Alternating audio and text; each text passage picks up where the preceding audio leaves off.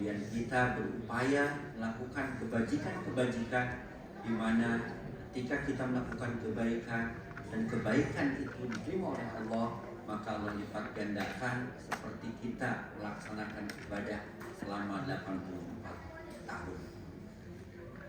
Jamaah rahimakumullah, pada malam hari ini saya tidak akan menyampaikan hal-hal yang berat.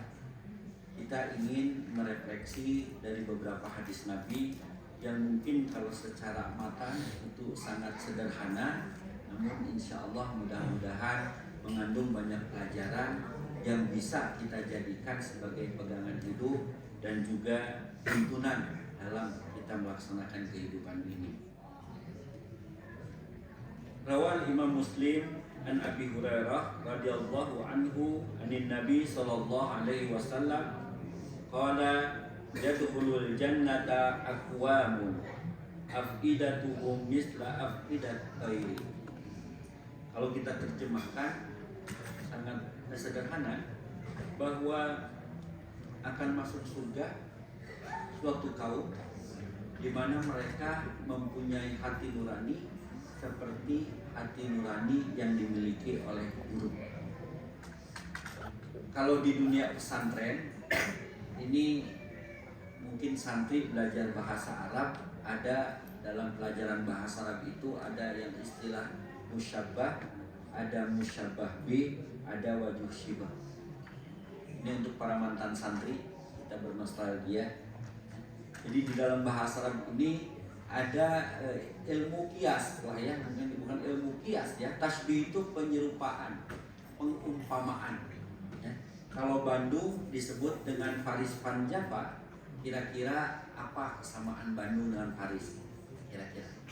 Kalau kita mensifati masjid ini mungkin tidak seperti Masjid Madinah, juga tidak seperti Masjid Haram, tapi mungkin ada masjid yang mungkin ini menjadi inspirasi sehingga terjadilah atau jadilah masjid seperti ini. Nah, Nabi dalam hadis ini mengatakan bahwa ada sekelompok kaum yang mana mereka dijadikan sebagai ahlul jannah dikarenakan mereka itu mempunyai hati yang hati nuraninya seperti hati yang dimiliki oleh burung. Nampaknya ketika kita memahami hadis ini, kita sama-sama sekarang kita mengkaji bersama. Karena saya juga bukan ahli binatang, mungkin bapak-bapak juga mungkin ada sebagian yang menggeluti dunia hewani dengan karakteristiknya, dengan segala halnya. Tapi paling tidak bahwa dari pelajaran ini, hati yang dimiliki oleh burung bisa kita jadikan sebagai ibrah, bisa kita jadikan sebagai contoh, bisa kita jadikan sebagai model. Apa Nabi menjadikan model ini? Tentu karena ada keistimewaan-keistimewaan. Yang pertama, bahwa sifat burung itu yaitu makhluk yang paling tawakal. Dunia burung itu begitu luas. Kalau mungkin di padang pasir, burung itu terbang di atas padang pasir, dia terbang melewati beberapa benua, mungkin melewati beberapa provinsi, mungkin melewati beberapa kota. Tapi keberangkatan mereka ketika burung itu terbang, mereka itu tidak pernah jelas mau kemana arahnya dan apa yang dicari, tapi keyakinannya, ketawakalannya itu adalah merupakan makhluk yang sangat hebat.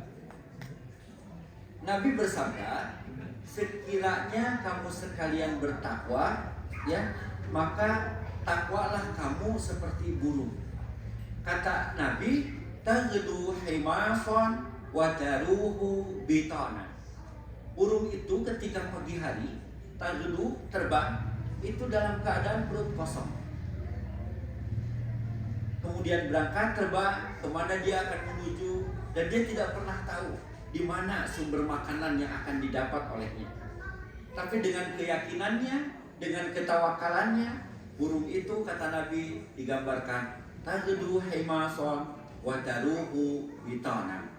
dia terbang dalam keadaan perutnya kempes atau dalam keadaan lapar. Wa taghdu himasan. Ini adalah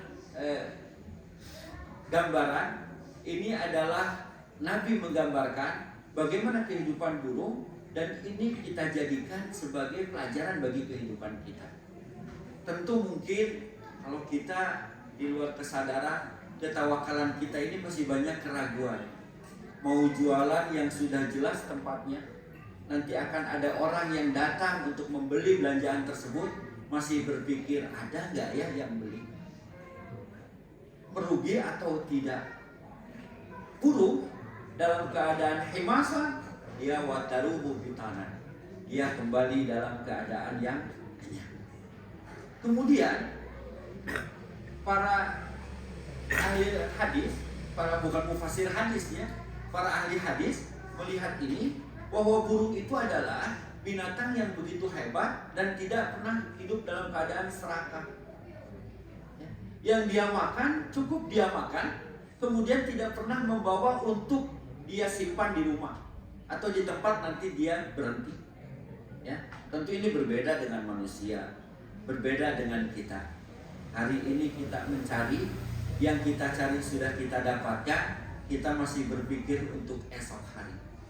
Untuk hari esok sudah kita dapatkan, kita pikirkan untuk anak cucu kita. Anak cucu kita sudah punya kerjaan, masih dipikirkan harus punya rumah. Terus tidak pernah habis. Seakan-akan kita ini disibukkan saja dengan keinginan-keinginan, dengan keinginan syahwat kita ingin memiliki yang mana ini tidak pernah dilakukan oleh burung. Burung pergi dalam keadaan lapar, kemudian pulang dalam keadaan kenyang, sudah yang dia dapat saja dari perutnya. Tidak pernah sibuk, ya. Kalau di kampung, di sini kan di kota ya. Kalau di saya di kampung itu ada pengajian ibu-ibu, itu kalau beres pengajian bawa kresek itu dibawa itu. Oh, cucunya senang gitu. Ya, oh buat si bapak, buat si kakek gitu ya. Nah, itu repot itu. Ya. Jadi yang disajikan bukan hanya untuk dikonsumsi di tempat itu, tapi dipikirkan kadang-kadang dibawa. Masih lumayan kadang-kadang kalau masih bentar bu dibawa, silahkan dibawa. Ini kadang-kadang ibu ini hebat. Tapi ibu-ibu di sini saya yakin, ya ibu-ibu di sini insya Allah baik-baik lah ya. Kalaupun tidak beda sama dikit lah, gitu. Ya. Tapi itu sudah jadi kebiasaan. Ya. Nah burung tidak pernah itu. Ya. Bahaya ini kalau burung punya sifat seperti itu. Maka Nabi mengajarkan, belajarlah kamu kepada burung yang tidak pernah hidup dalam keadaan serakah. Karena perut ini adalah merupakan sumber. Mohon maaf, orang korupsi itu karena bukan dia takut itu, tapi takut lapar. Ya, dia khawatir, dia memikirkan. Dan perut itu adalah sumber segalanya. Dia sumber penyakit, tapi juga sumber nafsu. Ya. Bapak-bapak, ibu-ibu, kalau dalam pepatah dikatakan orang yang puasa itu laparnya dalam berbatas waktu, tapi orang yang tidak punya itu tidak berbatas waktu. Orang yang lapar itu biasanya pemarah, kesabarannya relatif lebih sensi, gitu ya. Karena perut bisa menjadi pertikaian. Karena masalah perut bisa menjadi sesuatu hal yang besar. Belajar dari burung, taghdu himasan wa taruhu bitanan. Itu sifat yang pertama. Sifat yang kedua dari burung, dari penjelasan para muhaddisin, yaitu bahwa burung itu adalah binatang atau makhluk Allah yang paling takut tapi dia mawas diri. Ya, kita lihat ini, ya. Kita tidak semua punya burung kan Pak ya di rumahnya. Ya. Kalau kita lihat burung di dalam sangkar, taruh saja kita punya burung, kita simpan di dalam sangkar, itu burung akan tenang hidup di dalam sangkar. Tapi ketika kita mendekat ke sangkar tersebut, maka burung itu tidak akan tenang. Ya, orang sudah bilang apa ya, gugur-gugar. Ya, pokoknya tidak tenang, dia akan terganggu karena ada makhluk lain yang mendekatinya. Sekalipun yang akan kita berikan mungkin makanan atau minuman. Ya. Nah ini burung ini bukan makhluk yang penakut, tapi dia adalah makhluk yang senantiasa hati-hati dan mawas diri. Nah, di dalam ungkapan dikatakan Bahkan di dalam Al-Quran dikatakan bahwa makhluk yang paling takut terhadap Allah ialah makhluk yang atau manusia yang paling takut kepada Allah ialah manusia-manusia yang berilmu. Bahasa Al-Qurannya innama yakhsyallaha min ibadihil ulama. Makhluk yang paling takut, manusia yang paling takut kepada Allah ialah mereka-mereka yang berilmu. Nah, burung, kita kembali lagi kepada burung. Burung itu hidupnya tidak sembrono begitu. Ya, dia juga tidak harap, dia juga tidak merusak, tapi dia juga tidak mau diganggu. Ya, tadi tawakalnya terpuji. Kemudian ternyata yang kedua, mawas dirinya, kehati-hatiannya. Para ustadz di masjid sering mengatakan ketika Jumat itu, ku anfusakum wa ahlikum naro, ittaqullah haqqa tuqatih wa la tamutunna illa wa antum muslimun. Itu wasiat takwa. Burung ini adalah makhluk yang paling bertakwa. Arti takwa artinya apa? Dia hati-hati, dia akan senantiasa tidak melakukan sesuatu yang tidak bermanfaat bagi dirinya. Bahkan ketika didatangin tadi oleh makhluk yang lain yang belum tentu akan mencederai, dia merespon dengan begitu cepat karena kehati-hatian. Kemudian sifat yang ketiga, yang terakhir ini burung. Sifat burung atau hati burung itu ternyata burung itu adalah memiliki hati nurani yang sangat baik. Tidak pernah ada rasa iri dengki. Ya, kita tidak tahu karena tidak pernah ada ceritanya. Ada burung A dengan burung B berantem gitu, seperti binatang-binatang yang lain. Yang ada kita melihat itu burung begitu kompak dari suatu tempat terbang ke tempat yang lain. Dengan berbagai bentuknya mereka mempunyai dunianya masing-masing, tapi tidak pernah ada tukaran bahasa Jawa itu.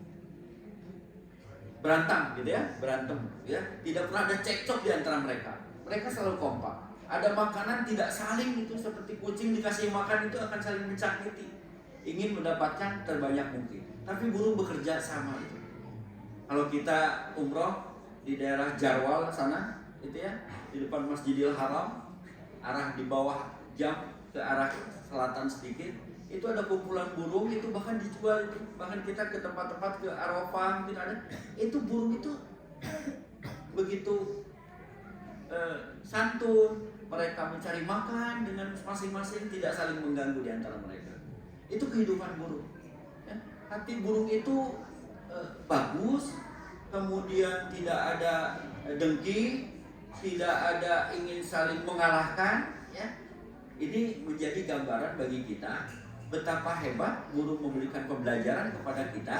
Apabila kita sebagai makhluk Allah yang tanda petik kita mempunyai akal, kita mempunyai hati, akal kita, hati kita gunakan sebagaimana burung berlaku, maka mungkin akan indah kehidupan kita ini.